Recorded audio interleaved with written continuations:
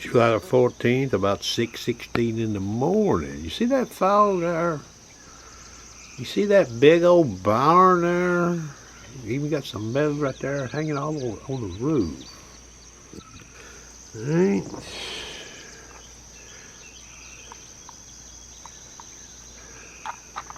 You see that rangefinder right there made by Element Optics? That's a fail. That's 49 yards you're looking at right there. Okay? So if you were using an air gun, or you were using a bow, vertical bow, crossbow, and you were going to use this, and you had some fog, you could be shit out of luck. You see that rangefinder right there? It's a fail. Okay? Now I use this rangefinder right here a whole lot. I like it. Okay? You see that rangefinder right there?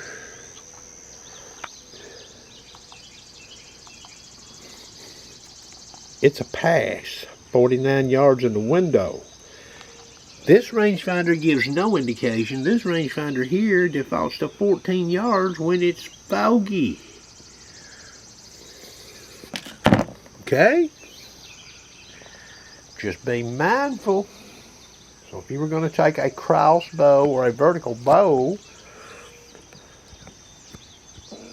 with fog in play, this is the best one. Okay? And just out of curiosity, I've even shot that pine tree yonder at 104, and it hits it as dense as that fog is. These other two won't even hit that 49-yard barn. Alright, I'm going to turn this camera off and I'm going to walk out here a little bit. Camera back on. I've got this Helix Element Optics 1500 rangefinder. I'm about 30 yards from that barn now. No cigar. 14 yards in the meter. That's shooting the wood and the barn. Okay?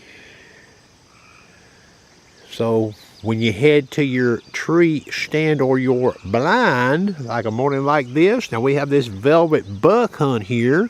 Buck only in August. The 4th. See, it'll be the 4th Saturday and the Friday preceding it and the Sunday following it.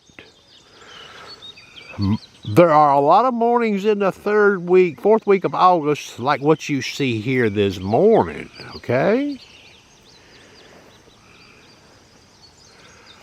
I had an opportunity to shoot a real buck here about 5 years ago on that velvet weekend.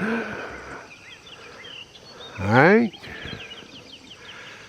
Foggy, Raven crossbow. I had to guess.